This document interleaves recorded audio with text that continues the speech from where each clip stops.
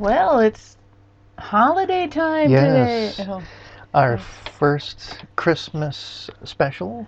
Not much of a special. It's coming the same day we usually do it, but it just happens to be It Christmas. happens to be on Christmas, yeah. And we do have a good Christmas ghost story and some interesting history. And it has to do with Christmas in a roundabout. Yes.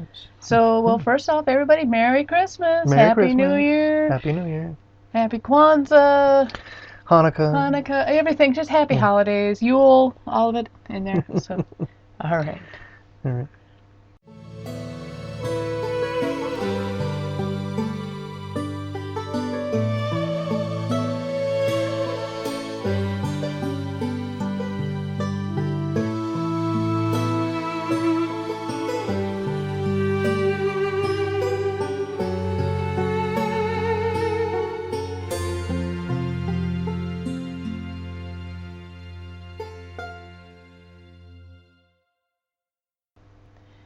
Welcome to Art3Epi10. I'm Mari. I'm Matthew. And today we're going to talk about a ghost that haunts an amusement park in the Adirondacks of New York. And we're talking about Arto, the friendly ghost. Arto Monaco Is supposedly the ghost. Yes. Very interesting fellow. Now, what does this have to do with Christmas? Well, the ghost haunts the North Pole amusement park near Wilmington? No. Sorry. Well, the one I've got here is Land of Make-Believe. Is the one I've got up here. Well, no, the one that he haunts, the North Pole. Is the North Pole one. Yes. Wilmington, I was right. Okay. You were ready. Those of you not familiar with, well, let's give you some background on the Santa's Workshop in Wilmington, or I know North Pole. It is the oldest continuously running amusement park in the United States. It is a Santa Claus themed one, as you can tell by the name of it. And since the death of the designer of the amusement park, the designer's been haunting it, apparently. But it's not a scary ghost. He apparently is quite friendly, quite nice, helps people out. He's probably excited people are still enjoying his park. Yes. So, well, who is this ghost? We mentioned his name. Well, this little blurb here comes to us from the Adirondack Hauntings and Mountain Spirits website, AdirondacksUSA.com. While scary stories sometimes are always fun, it's important to recognize that not all spirits that walk among us are out to haunt. The ghost of Art Monaco is a perfect example. Monaco was born in 1913 in Elizabethtown. He was an artist, a theme park designer, toy designer, and cartoonist, essentially a modern-day Santa Claus. It is only fitting, therefore, that he was the designer of Santa's Workshop in Wilmington.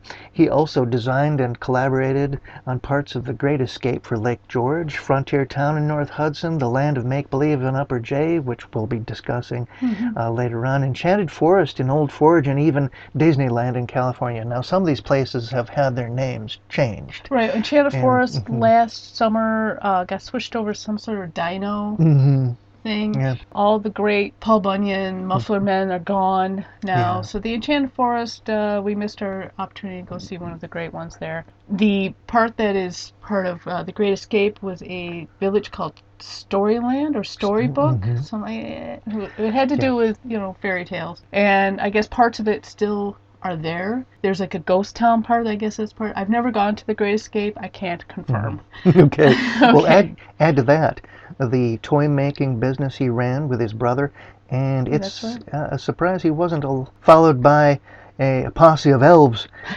Monaco died in 2003 on Upper J, and it is said the spirit of Art Monaco remains at Santa's Workshop, watching over its visitors and ensuring every child leaves with a smile. Yep.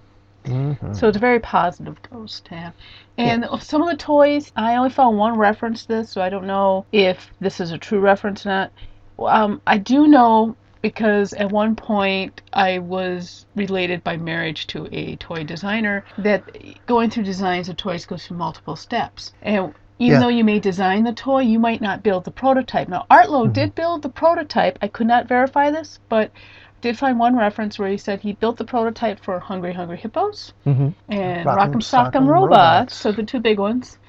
I wasn't sure about the Transformer ones, because I thought that was I thought that started in Japan, but I don't know if maybe he designed the American, did the prototypes. Perhaps he had a hand in helping design Yeah. the prototypes for the American version of the Transformers. And what we were talking about with designing prototypes is you'll get somebody who gets a nice idea and puts it on paper, but then you got to build the actual model, and that's what we're talking about. So he apparently did design the first Hungry Hungry Hippo game based on somebody else's design. Same with Rock and Sock and Robots. Again, I'm not too sure about the Transformer one, but I only found one reference to that, but I can see how that would work. That was this particular person's job, is he did exactly that, is he built the models that they would build the production models off exactly. of. So, building concept models. yeah. Yes. And we have another article here. Tradition and Magic Are Alive, Santa's Workshop, Village of Lights, from December 10th, 2015. Every year, we faithfully don our full winter gear, pack up the car, and head to Santa's Workshop in the North Pole as we hit the town of Wilmington and see our first indication that we are getting close.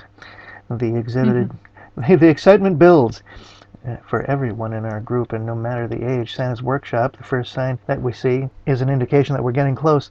Okay, the Village of Lights is an especially magical time to visit Santa, and has become part of our annual holiday tradition. For the people who are writing this article. Held on just a few weekend evenings throughout December, and it's highly recommended as a trip.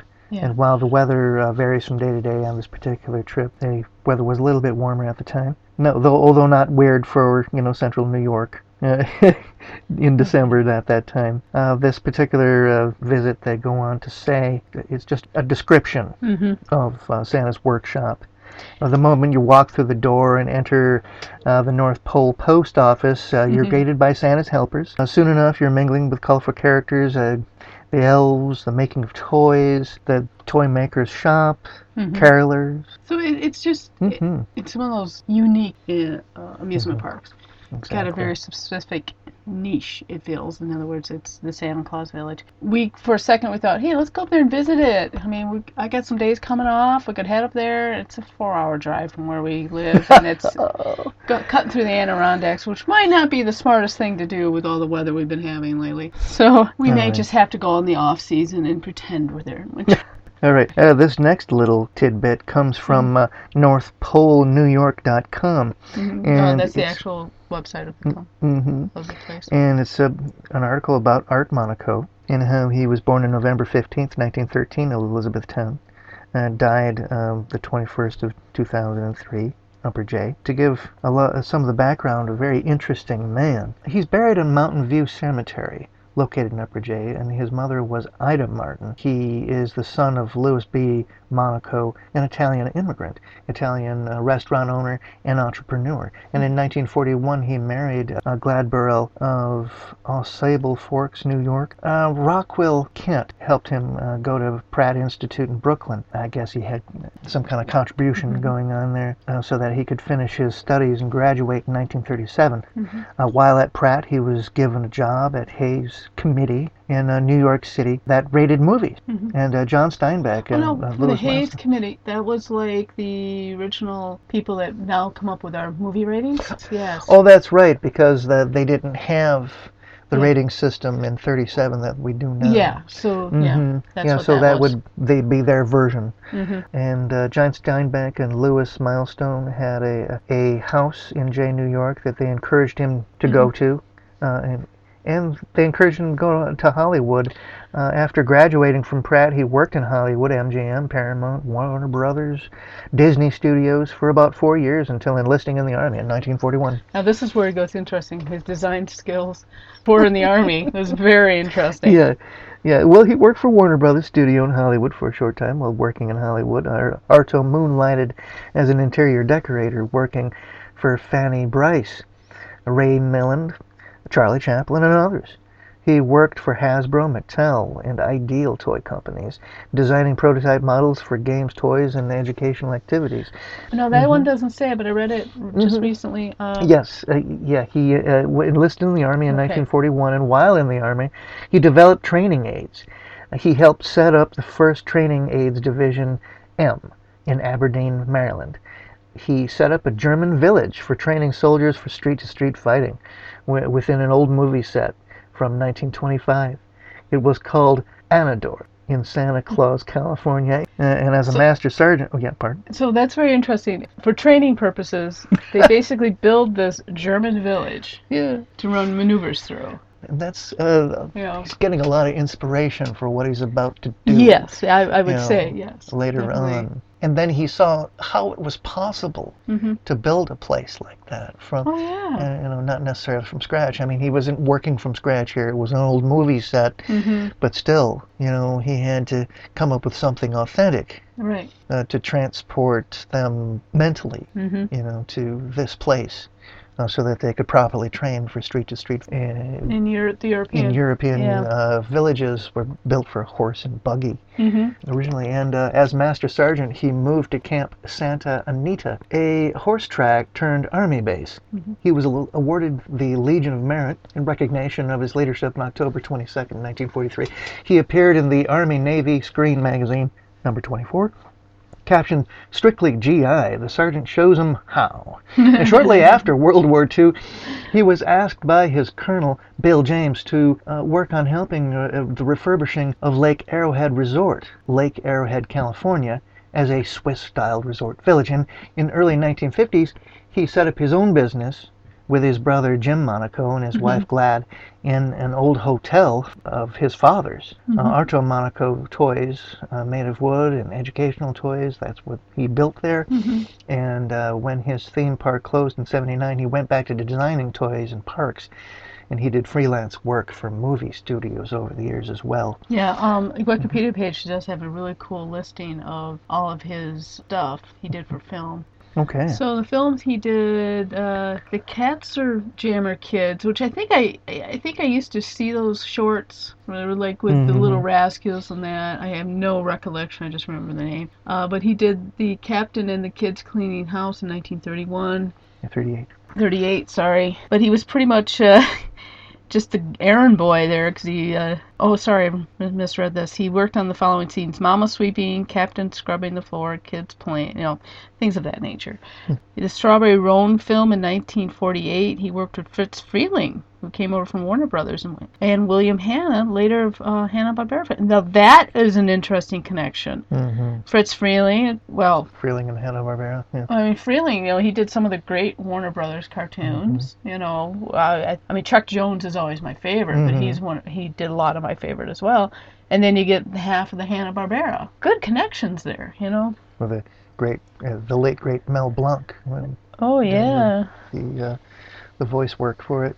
There was a movie he did was Fire in the Sky. Don't get excited. It wasn't the one about the alien abduction. It was a TV film done in 1978 where he did the special effects. When Nature Calls, done in 1985, he created miniatures for the show. So that was kind of interesting. He also designed he did some books. I mean, this guy was quite proficient in artwork, I gotta say this. He was featured in many magazines. I'm just going to give a couple of them here. Popular Science featured him in August 1955. They also featured him again previously in 1949. I don't know why they listed that all wrong. He was just widely well known. We'll skip all that. He received quite the number of recognitions: Legion of Merit, Rotary, Presented as Citizen of the Year. He was a commissioner of the Adirondack Mountain Authority.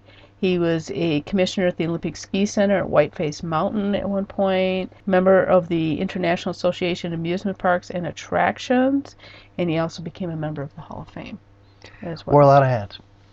He did. Yes, he definitely did. But yeah, there is a lot of stuff he did, and I think people who go to a lot of amusement parks, they might recognize his name, and especially if you know the history of these places.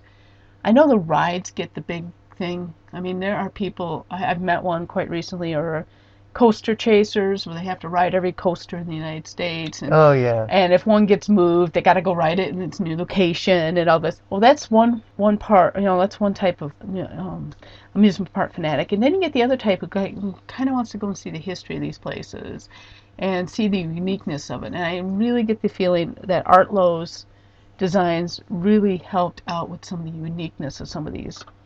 Definitely, yeah. I mean, Gaslight Village, which is no more. That was he designed that with another gentleman, Charlie Wood, who was another interesting character. Maybe we'll get into him later. That was designed like a vaudevillian type, and unfortunately closed, was gone. Yeah. But the one that you wanted to talk about was the Land of Make-Believe, which opened in Upper J, New York. Yep. Off State Route 9. Off State Route 9. Interesting design. It was designed for children. Yeah, 1/72nd scale. Yeah. Everything was designed for kids. Everything was designed for kids. So the adults would have, be banging our heads and all that fun stuff. Yep. Interesting thing, it was open from 1953 to 1979, where it was flooded. Yeah, the river. Yeah. What's the name of that river again? It's the Sable. Sable River, and there's a Sable Canyon there too. But I think that's still open. The Sable Canyon? Oh yeah, that is definitely open. That's another one we need to touch upon one of these days. The Sable River flooded her out, and by golly, in '79, so they had to close their doors. It fell into steady decay over the decades following, and then in 2011, on August 28th, Hurricane Irene blew in and put the kibosh to everything else, just flooded everything else. The castle that was still standing there, blown over. Everything else that was, kind of still standing got blown over. Found one urban explorer who luckily got up there before the hurricane. He just happened to be driving by and he took pictures. He didn't get to go into the property because the property was completely chain linked off. But he was able to at least drive up close to it and take photographs through the chain link. And he only got like 5 or 6 photos. But you could see the decay and all that. It was like 2004, I think, is when he took the photos. And not many of the people would seem to be interested in it. Well, there was a local historical society that was preserving the site. But I'm talking about like urban explorers, because a lot of nowadays urban explorers, ooh, abandoned amusement park, let's go, they'll be this first thing, and nobody seemed interested in 2004, except this one guy just had the chance to drive up to document it, and that's kind of sad. Now, another one he helped design, which was Frontier Town, that one still makes the news. I think it's being redeveloped now, but it was pretty much left out there, and they let people go out there and explore it, because there was no stopping them, really. Some of these old sites, I wonder about these urban spelunkers. I mean, where's the asbestos masks and their respirators and there isn't a single one that's got a pair of safety glasses on. I mean, what if you get something in the eye? That's drone country. There are a few. There are a one or two I catch on YouTube, very rarely, but you'll see them with safety gear on. At least some sort of safety gear on. As much as a knee pad. And there are others who have done silly things, and right now I'm picturing that one with the carpetbagger. He was with some guy, and the guy tells him, don't go in that part, it looks pretty rotten, and the carpetbagger was went right through the floor. That's one of the dangers there, but and I can't even remember which one it was, but I just remember he was with somebody else, and I was like, whoa, he hadn't been in a scary situation. But you're right, but in this case the guy was in his car taking pictures, and he could still see like the castle was still there. There is a little bit of a remnant, a little bit of one. There is the old entrance is still there. Now there's a coffee shop in that general area, but you could definitely tell it was the old entrance to the amusement park. The way the coffee shop doesn't need a big driveway divided down the middle. It's a small little coffee shop, but that's obviously was the entrance to the amusement park at one point. Absolutely. So then and like Enchanted Forest. Oh, I'm so sorry we missed it. When I found out, we were going to go the year before, but then I was getting ready for my surgery, and they're like, okay, we'll go this summer. And work was kind of crazy, but all kinds of things kept cropping up. And then I hear, they got rid of all the Muffler Men, and it's now like a dinosaur themed thing. And that kind of broke my heart, because it was one of these really old school amusement parks. I'm not sure where the Muffler Men ended up. I read it somewhere months ago, and I can't remember where somebody tracked them down, where they ended up. They ended up with some other amusement park, thankfully, but well, at least they got preserved and not just discarded. Yeah. And if you're not familiar with what I'm talking about, Muffler Men, look it up. Look it up. Roadside America, that website would never have taken off if it wasn't for Muffler Men. For the Muffler Men. But what these are generally are tall fiberglass statues, usually of a gentleman holding his hands out. they were usually in front of muffler shops for some, hence the name Muffler Man. And you get like Paul Bunyan styles, you get the Muffler Man style, you get a Native American style. They're these tall, giant fiberglass statues. I think even cowboys. There's been cowboys, but Enchanted Forest had like every version you could think of at one time in it, which was kind of cool. And they had like a storybook. The storybook part is still there. They haven't touched that yet, thank goodness. So even though they moved the dinosaurs in, they haven't forgotten, the old part of it too. Right. Gaslight, that sounded like a really cool amusement park. Too bad it was such short-lived, Gaslight Village. Yeah, that's a shame. So I guess this will be a short one, but that's okay. Maybe that's our Christmas gift to you. But we thought it would be interesting to talk about a friendly ghost who had a very interesting life. It makes you wonder how many things we've seen or we've gone to amusement parks or even like some of these movies. And like, my God, he knew some really amazing animators. Yeah. How much influence, he got from them, and then how much he put in as well. Yeah, exactly. Like I said, the one guy, Charlie Wood, we may have to talk about one of these days too. He was quite the amusement park designer as well, and they did work together on a few things. So, right.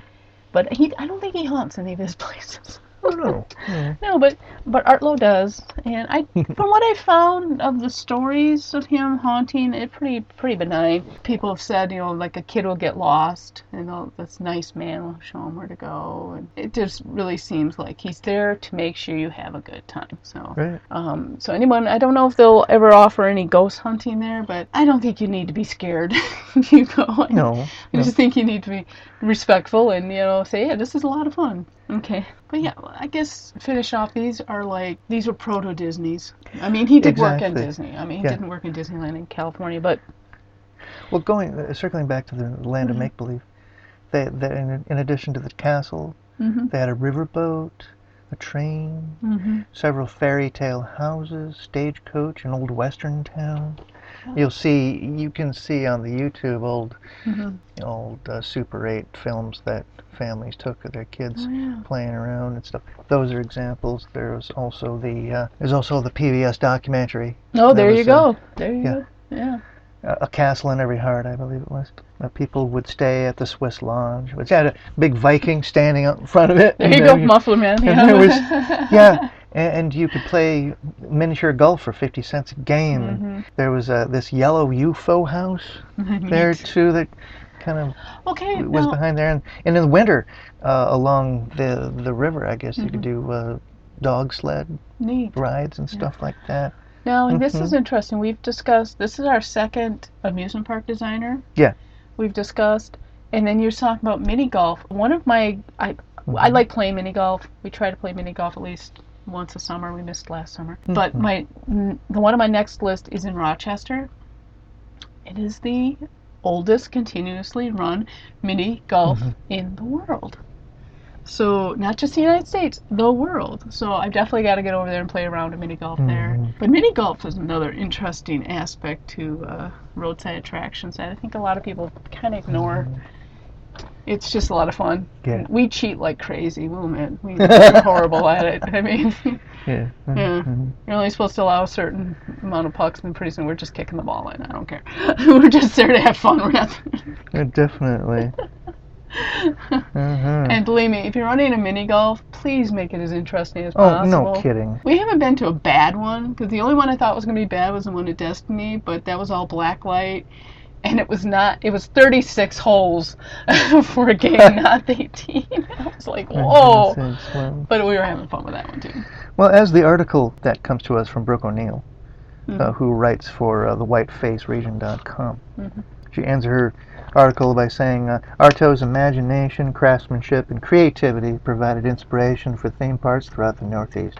Arto remains an important part of history, particularly in the Adirondacks. He was an amazing friend to children and adults alike, and a great storyteller. Arto sadly passed after a battle with cancer just after his 90th birthday in 2005. Although Arto's magical spirit still remains and will never be forgotten. It's a tribute, all this to Arto and all the amazing memories that he created for others. Good.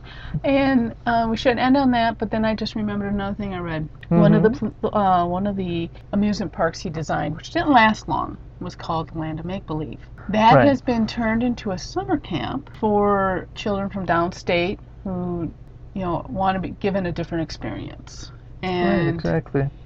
When the amusement park closed, but then it was decided they were going to turn into a summer camp, he did go in there and designed a lot of stuff for the summer camp as well. Oh, wow. So he not only designed the original park, but when they decided to switch over to camp, he worked with that as well. There was something about he had a connection with Paul Newman. He had so many connections. Yeah, that just reminded me. There was a connection. Go back to the other one. Connection with Paul Newman. Hold on. Yeah, but I read the Paul Newman thing correctly. With Charlie Wood. It was another summer camp they developed, but this one is still running. It's for critically ill children and their families. It's called the Double H Hole in the Woods Ranch at Lake Luzerne. I can't say it. Lake Luzerne. Lake Luzerne. And I guess there's a famous mural he painted there too. So he not only did work with amusement parks, he worked a lot with children's camps as well. And all the children's camps he had a hand in are still going. And every one of them is for disadvantaged youth, critically ill, or and one with they have some sort of special needs. So. Yeah, and all the toys he helped design and everything, those are still around. Oh my God, Hungry Hippos? Yeah. Jeez. Rock'em Sock'em Robot. Technically, he did the prototype, which means he's not ever listed as a designer, but somebody has to build the prototype. Do you have memory of Hungry Hippos? It was a Christmas memory. Hey, this ties in great. Yeah, that's great. Everybody was around for Christmas, and at 6 in the morning, my nieces and nephews decided to play Hungry Hippos in the hallway upstairs. This is a old wooden farmhouse with an old wooden floor that's not covered in carpet. Every wall is basically a soundboard. Playing Hungry Hippos at 6 a.m. Just picture this. The sound is reverberating through the house, and you're hearing the kids giggling and playing the Hungry Hippos. 4 of these hippos on the board going I can't even describe the noise because they grab their marbles. Of course, yes. Well, the object of the game is to collect more marbles than the other hippos. Right. So, yeah. So, yes, that's an interesting Christmas memory I can tie into what we talked about with the person we talked with. Best Christmas ever. I got a lot of great gifts, plus my first electric train. There you go. Did you have Rock'em Sock'em Robots? Yeah.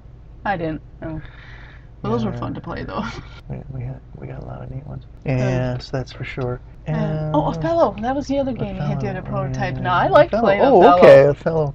I mean, it sounds so simple. It was maddening. It sounds so simple to play, but my God, you could get in worse fights. So. Yeah. Well, that's the end of our Christmas special with Lowe, the Friendly Ghost, and hopefully if you're ever up in upstate New York, especially in the Adirondacks, swing by Santa's Workshop. Stop by and see one of these old school amusement parks. Definitely, they need a lot of support. Yeah. Yeah, they do. And check out, support your local amusement park. Exactly. So, well, have a happy holidays, and we'll Merry Christmas, and we'll see you next year. Next year, we won't be back till next year. We won't be back till next year. Can you hold on for that? All right. Well, yeah. And I don't have my list. Okay, so when we see you next year, it's going to be out of this world. Oh. Yeah, and get the little Harryhausen things going. We're going to take a visit to Pine Bush, which is the UFO capital of New York. It's going to be an interesting discussion because it's not that far from Whitehall, but we're saving Whitehall and Bigfoot for another day. And the little green man and all. Oh, yes. So definitely. When we see you next year, we'll be talking about UFOs. So we hope you had a happy holidays with your family, whatever holiday you celebrate. Yes. And hope this was a little more heartwarming than most typical ghost stories. And thank you for listening to our Gaslight podcast. Thank you very much, and have a great end of the year. Bye. Happy New Year. Thank you for listening to Unearthly Upstate. You can find us on Facebook, Twitter, Instagram, YouTube, Patreon, and on our webpage. We are also on Apple Podcasts, Spotify, Spreaker, Stitcher, Podbean, Google Podcasts, and CastBox. Please like, share, and review on your favorite platform. Unearthly Upstate is an Animator Liar production. The show is produced by Mari and Matt Manette, with purring provided by Honey and Lloyd. Research and writing by Mari Manette. Music is by Kevin MacLeod, licensed under Creative Commons Attribution 3.0 license. Unless otherwise stated in the episode, the places mentioned in the broadcast are not paid or contact us for any type of promotion. Please check out our webpage for credit and sources for the episode. Thank you.